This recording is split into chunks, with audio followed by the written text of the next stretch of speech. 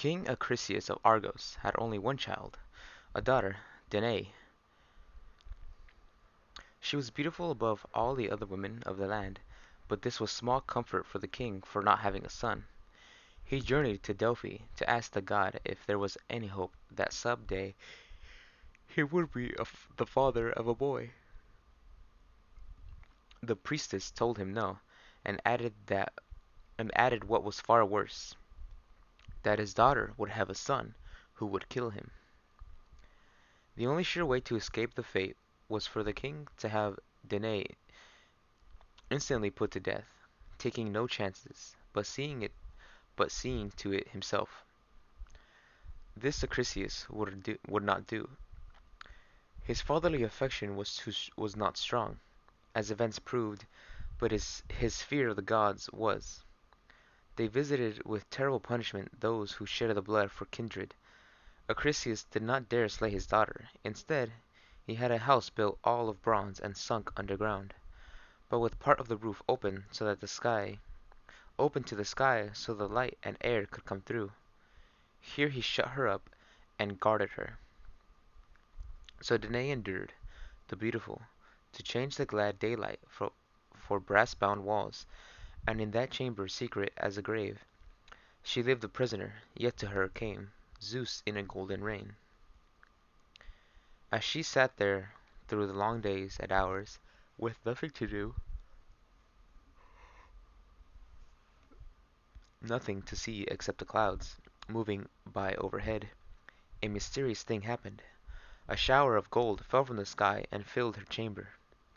How it was revealed to her that it was Zeus who had visited her in this shape we are not told, but she knew that the child she bore was his son. For a time she kept his birth secret from her father, but it became increasingly difficult to do so in the narrow limits of that bronze house, and finally, one day the little boy, his name was Perseus, was discovered by his grandfather. "Your child!" Acrisius cried, in great anger. "Who is his father?" But when Danae answered proudly, "Zeus," he would not believe her. One thing only he was sure of, that the boy's life was a terrible danger to his own. He was afraid to kill him for the same reason that had kept him from killing her, fear of Zeus and the Furies who pursue such murderers. But if he could not kill them outright, he could put them in a way of tolerably certain death. He had a great chest made, and the two placed in it, when it was taken out to sea and cast into the water.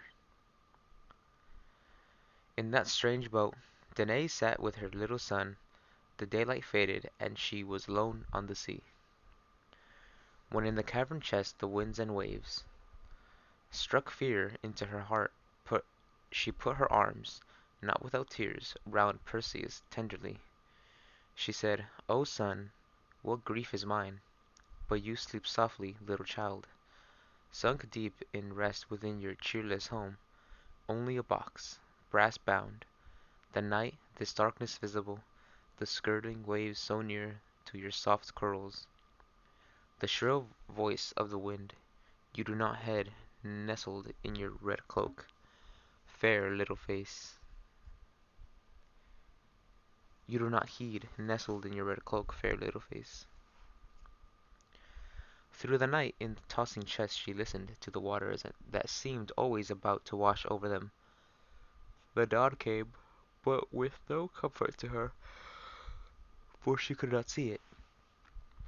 Neither could she see that around them there were islands rising high above the sea, many islands. All she knew was that presently a wave seemed to lift them and carry them swiftly onto them, retreating, leaving them to something solid and motionless. They had made land. They were safe from the sea, but they were still in the chest, with no way to get out. Fate willed it, or perhaps Zeus, who up to now had done little for his love and his child, that they should be discovered by a good man, a fisherman named Dictys. Let me see real quick how you pronounce this word properly.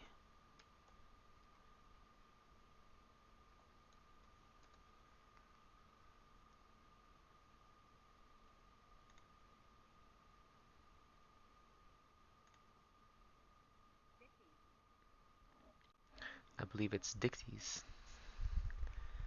A fisherman named Dictys. He came upon the great box and broke it open and took the pitiful cargo home to his wife, who was as kind as he. He had no children, and they cared for Danae and Perseus as if they were their own. The two lived there many years, Danae content to let her son follow the fisherman's humble trade, out of harm's way.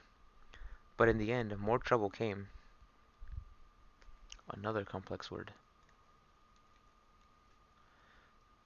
Polydictrys. Polydictrys. Polydictrys.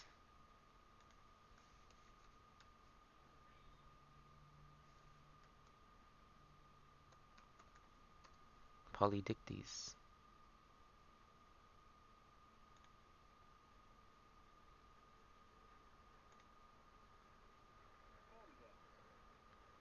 Polydex.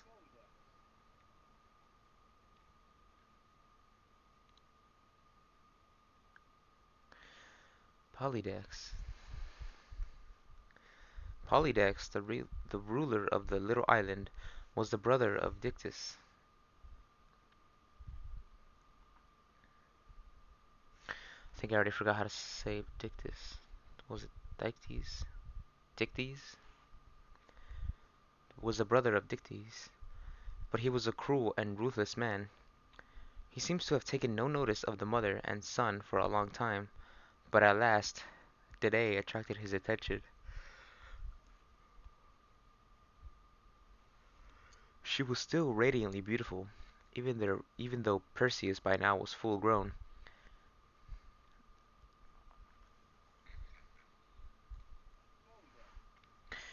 And Polydex fell in love with her. He wanted her, but he did not want her son, and he set himself to think out a way of getting rid of him. There were some fearsome monsters called Gorgons who lived on an island and were known far and wide because of their deadly power. Polydex evidently talked to Perseus about them. He probably told him that he would rather have the head of one of them than anything else in the world. This seemed particularly certain from the plan he devised for killing Perseus.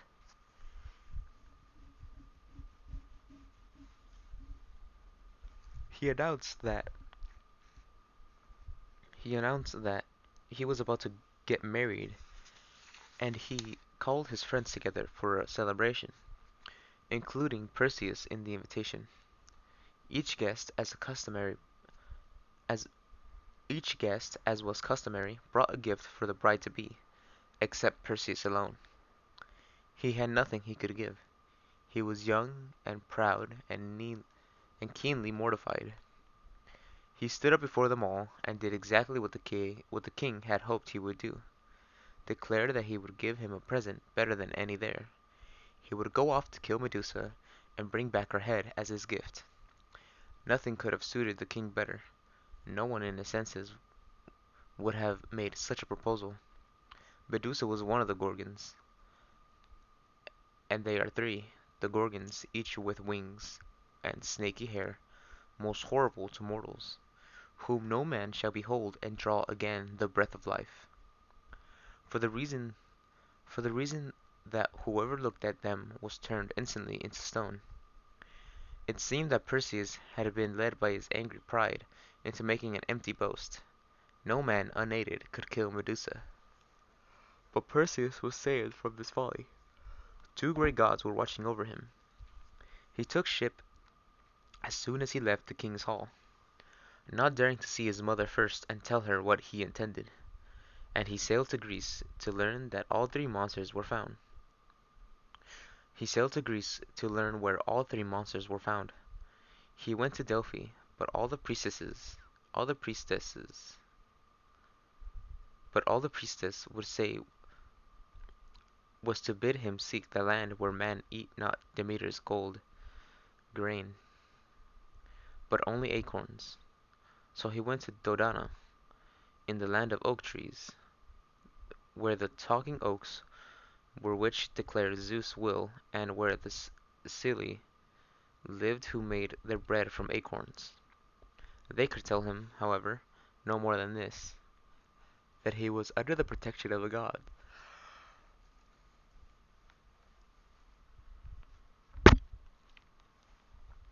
They did not know where the Gorgons lived.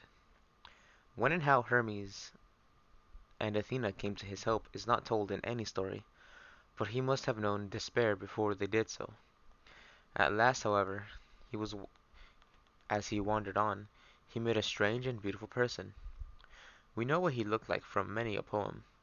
A young man with his fist down upon his cheek when youth is loveliest, carrying, as no other young man ever did, a wand of gold with wings at one end, wearing a winged hat too, the winged sandals, and winged sandals. At sight of him, hope must have entered Perseus' heart, for he would know that this could be none other than Hermes, the guide and the giver of God, of good.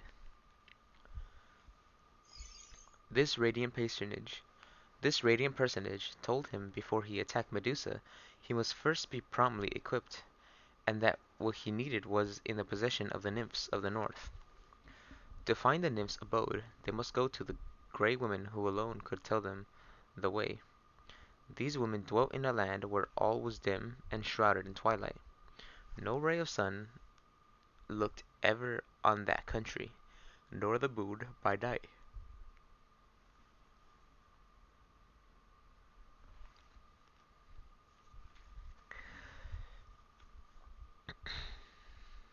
In that great place the three women lived, all gray themselves and withered as in extreme old age. They were strange creatures indeed, most of all because they had but one eye for the three, which it was their custom to take turns with, each removing it from their forehead when she had had it for a time and handing it to another. All this Hermes told Perseus, and then he unfolded his plan. He would himself guide Perseus to them. Once there, Perseus must keep hidden until he saw one of them take the eye out of her forehead to pass it on. At that moment, when none of the three could see, he must rush forward and seize the eye, then refuse to give it back until they told him how to reach the nymphs of the north.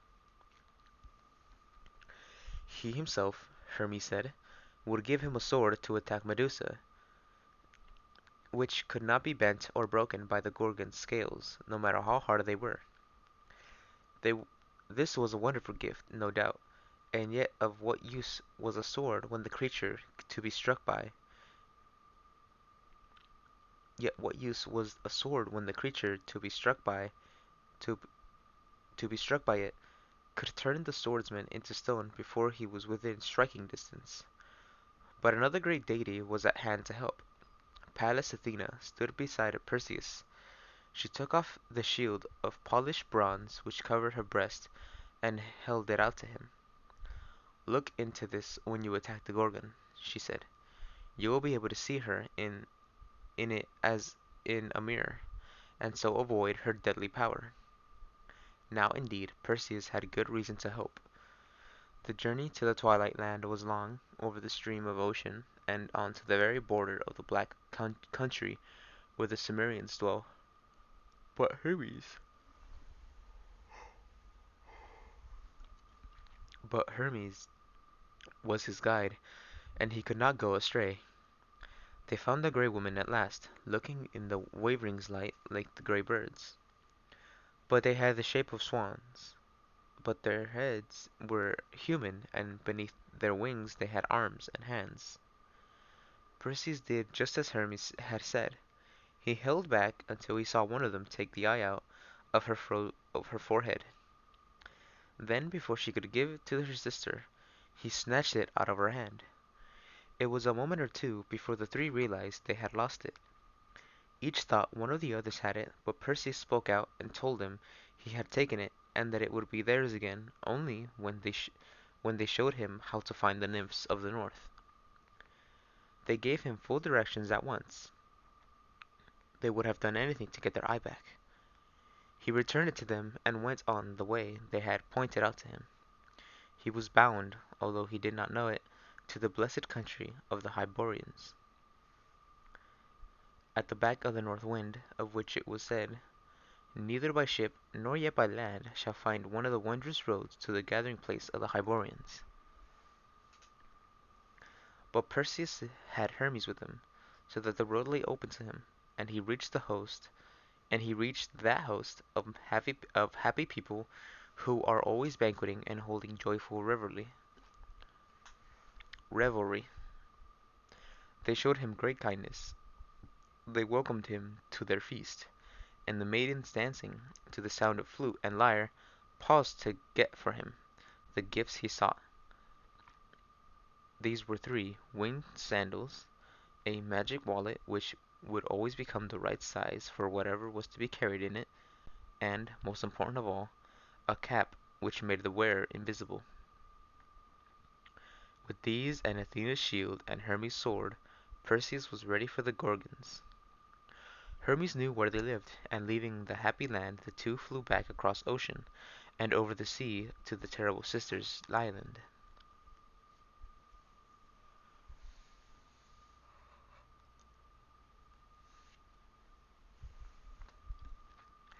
By great good fortune, they were all asleep when Perseus found them. In the mirror of the bright shield he could see them clearly. Creatures with great wings and bodies covered with golden scales, and hair a mass of twisted snakes. Athena was beside him now, as well as Hermes.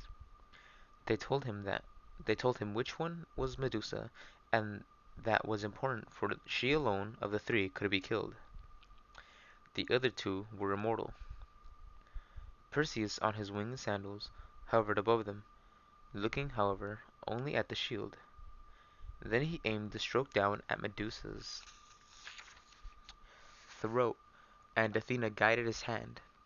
With a single sweep of his sword he cut through her neck, and, his eyes still fixed on the island, which never a glance at her, he swooped low enough to seize the head. He dropped it into the wallet which closed around it. He had nothing to fear from it now, but the two other Gorgons had awakened, and, horrified at the sight of their sister slain, tried to pursue the slayer. Perseus was safe. He had on the cap of darkness, and they could not find him. So over the sea rich-haired Danae's son, Perseus on his winged sandals sped, flying swift as thought, in a wallet of silver, a wonder to behold.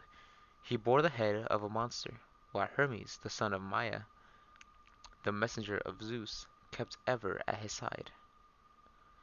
On his way back he came to Ethiopia, and alighted there. By this time Hermes had left him. Perseus found, as Hercules was later to find, that a lovely maiden had been given up to be devoured by a horrible sea serpent. Her name was Andromeda, and she was the daughter of a silly, vain woman, that starred Ethiop queen who strove to set her beauty's praise above the sea nymphs, and their power offended. She had boasted that she was more beautiful than the daughters of Nereus, the sea god, an absolutely certain way in those days to draw down on one the wretched fate was to claim superiority in anything over any deity. Nevertheless, people were perpetually doing so. In this case, the punishment for the arrogance the gods detested fell not on Queen Cassiopeia, Andromeda's mother, but on her daughter. The Ethiopians were being devoured in numbers by the serpent, and, learning from the oracle that they would be freed from the pest only if Andromeda was offered up to it, they forced Cepheus, her father, to consent. When Perseus arrived, the maiden was on a rocky ledge by the sea, changed there to wait for the coming of the monster. Perseus saw her, and on the instant loved her. He waited beside her until the great snake came for its prey. Then he cut its head off, just as he had the Gorgons. The headless body The headless body dropped back into the water. Perseus took Andromeda to her parents and asked for her hand. which they gladly gave him.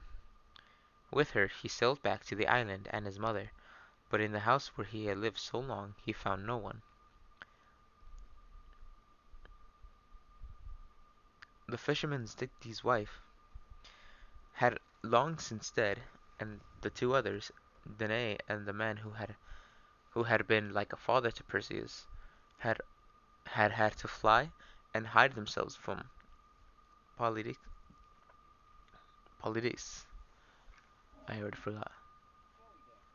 Polydex.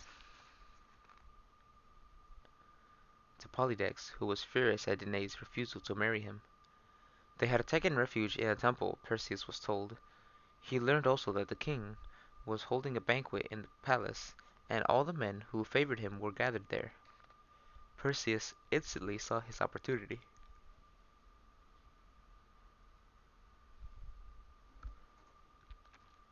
He went straight to the palace and entered the hall.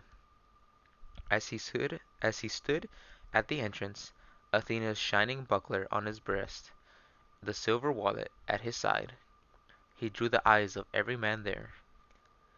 Then, before any could look away, he held up the Gorgon's head, and at the sight one and all, the cruel king and his servile courtiers, were turned into stone. There they sat, a row of statues, each as it were frozen in the attitude he had struck when he first saw Perseus. When the islanders knew themselves freed from the tyrant, it was easy for Perseus to find Danae and Dictys. He made Dictys king of the island, and he and his mother decided that they would go back with Andromeda to Greece and try to be reconciled with Acrisius, to see if the many years had passed since he had put them in a chest had not softened him, so that he would be glad to receive his daughter and grandson. When they reached Argos, however, they found that Acrisius had been driven away from the city, and where he was no one could stay. And where he was no one could say. It happened that soon after their arrival, Perseus heard that the king of Larissa, in the north, had was holding a great athletic contest, and he journeyed there to take part. In the discus throwing,